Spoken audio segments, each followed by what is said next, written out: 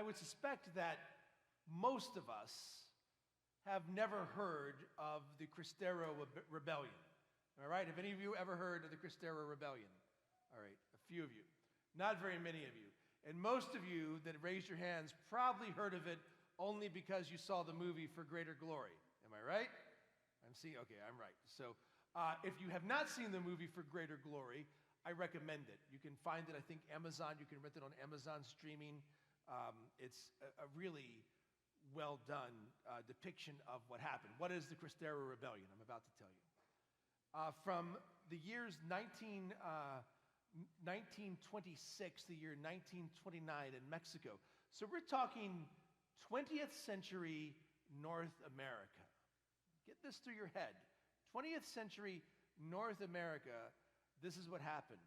The president was a very anti-Catholic Freemason, and he restricted the rights of Christians, and he outlawed the public celebration of the sacraments. He outlawed it. You were not allowed to celebrate the sacraments publicly. Even priests were not allowed to dress publicly as priests due to these anti-clerical laws. And so several women and men rose up in rebellion against what was going on, and they fought back and formed small militias. And many of them lost their life during this time of persecution. The Knights of Columbus actually tried to get the President of the United States to get involved in this, but he would not get involved. So we had this time that was ended by the resistance, by the people. And many of those Cristeros, as they're called, lost their lives. Their cry, as they would ride into battle, was Viva Cristo Rey, or long live Christ the King. Viva Cristo Rey. Viva Cristo Rey, viva la Virgen de Guadalupe. Long live Christ the King, and long live the Virgin of Guadalupe. They were championing a cause, trying to advance the gospel of Christ and his kingdom. And many of them did, in fact, lose their lives. And from that number came quite a few saints. One of them was a man, not quite a saint yet, still only beatified, but Blessed Miguel Pro. Miguel Pro was a priest. He was a Jesuit priest, and he was a kind of a trickster, kind of a man known for disguises. And he was wanted by the police, by the authorities, because he wouldn't stop celebrating Mass and administering the sacraments. I mean, think about that for a moment. Those were his crimes, celebrating the sacraments in a prominently Catholic country. But he was known for his humor and for his wit. And there's even a story that's told that he, in disguise, walked up to two police officers and said, "Have you yet caught that scoundrel Miguel Pro?" It's kind of it's a cool story, but sadly they did. They captured him. And there are pictures of this. I mean, this is how recent it was. You can see pictures of this, photographs. And Miguel Pro denied the blindfold that was offered to him and chose to look his executioners in the face. And he held in one hand a rosary of Our Lady, and in the other hand the crucifix of his religious profession, and looked the gunman in the face and yelled out, "Viva Cristo Rey," as he gave his life for the Lord that day. They say that one of the gunmen actually dropped his gun, fell to his knees, and yelled back, "Que viva." The response, "He lives. He lives." Another saint that came from this time was a young man, a boy, really, named Jose Sanchez del Rio, 14 years old. 14. His job was he was a messenger. He would go back and forth and deliver messages and help with supply runs for the Cristeros. And he too was eventually captured. And his captors took him and they told him, the minute you deny Christ the King, the minute you deny Christ, you say death to Christ the King, we will let you go. We'll send you home. And he refused to do it. They took knives, blades, and began to cut very deeply into the soles of his feet, saying that they would stop the moment he denied and renounced his faith. But the more they cut him, the more they hurt him, the more they tortured him, the louder he would yell, Viva Cristo Rey. And they eventually marched him through the streets to an open grave as he marched on his cut feet to an open grave. In front of his family, in front of his parents, he was once more given the chance to renounce his faith, to commit what we call apostasy, to deny Jesus, and instead he chose one more time to yell, Viva Cristo Rey. And he too gave up his life that day.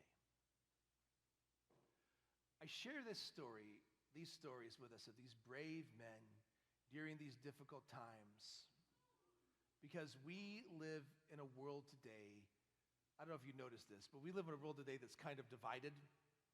Have you all noticed this? And one of the favorite factors that people like to be divided over today is politics. I'm sure you haven't noticed this. We live in a highly political society.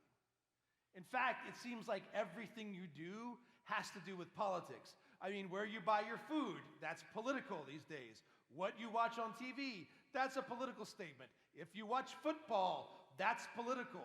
Whether you wear a mask or not, that's political. Everything is just so tied into politics. And friends, I have to remind us, we have to be reminded that no political party can save us. No politician can save us. None of these things can promise us redemption. And I'm not saying politics aren't important. A lot of you work in the political realm, and it's good that you do those things, but hope of salvation from political parties is errant. It's wrong.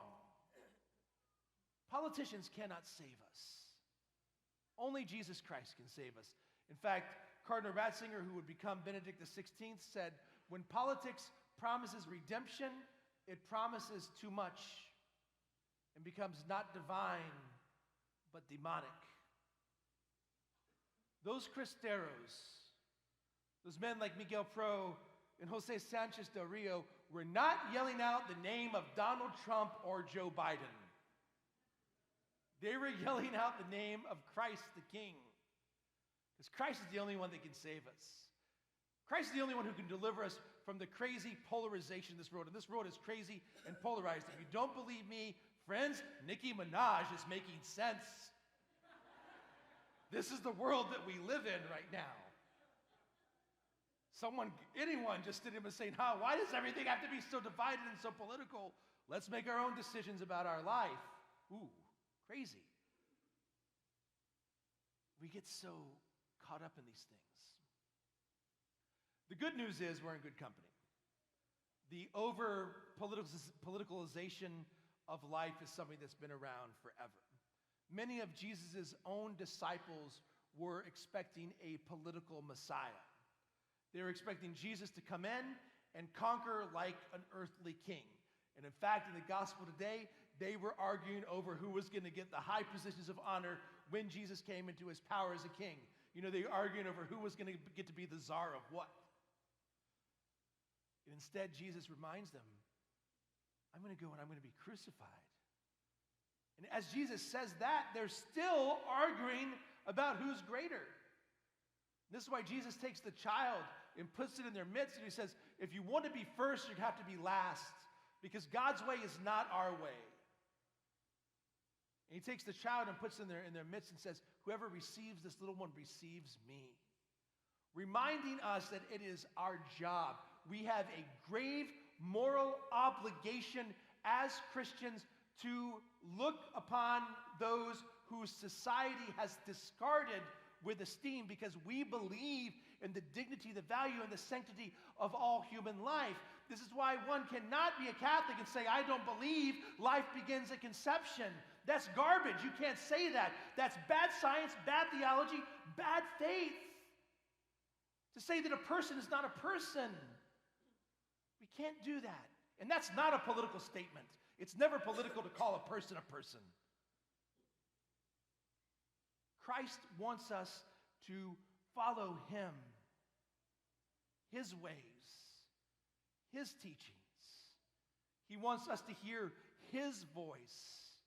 in the midst of a in the midst of a world that is chaotic and destructive. And the only way to escape from the over-polarized nonsense of the world today is to listen to Christ. And by that, to listen to the voice of his church. For you cannot separate one without the other. And I'm talking about the official magisterial teachings of the church, not the opinions of church leaders. Because some of them are getting a little worldly too, my brothers and sisters. We listen to the teachings of Christ and his church. We have to, not just when it's convenient, not just when we're in church. And friends, if you're trying to fit Jesus into your political party, you're doing it wrong. It goes the other way around. Our entire worldview is shaped around Jesus. But here's the thing. We as Christians don't just follow a worldview. We can't. You can't cry out to a worldview. You can't embrace a worldview. A worldview does not rescue you from your sins. Only Jesus Christ can give us salvation. Only Jesus Christ can give us healing. Only Jesus Christ can be the one who fulfills the longings of our hearts. And this is why when we learn to follow Jesus before anything else, then when we are hit by obstacles like economic trials, tragedies like sudden death, scandals in our lives and in our family, we are able to look those things in the face and, like Miguel Pro, yell at them and say, Viva Cristo Rey, because we know that those things will never have the last word in our life. And then when we are tortured by our own sins, by addiction, by anxiety, by depression, by hardship, we are able to look those things in the face and, like Jose Sanchez del Rio, yell to them, Viva Cristo Rey, because we know that these things don't have control over us, because we've been rescued, redeemed, restored, forgiven by the blood of Jesus Christ. That alone saves us. And this is why we need to get to the point where we are like these men and all the countless women and men who have gone before us in faith. I'd like to share with you the words, a letter written by a 14-year-old boy, Jose Sanchez del Rio. This is the letter he wrote to his mother on the day of his capture. My dear mother, on this day I was taken prisoner in combat. I think I'm going to die at the present time, but I do not care, Mother. Surrender yourself to the will of God. I die happy because I will bravely die next to our God. Do not worry about my death, which is what mortifies me. Tell my two brothers to follow the example of their youngest sibling and do the will of God. Have courage and give me your blessing along with my father's. Say hello to everyone for the last time and receive the heart of your son who loves you so much and longed to see you before he died. Your son, Jose Sanchez del Rio. Viva Cristo Rey. Long live Christ.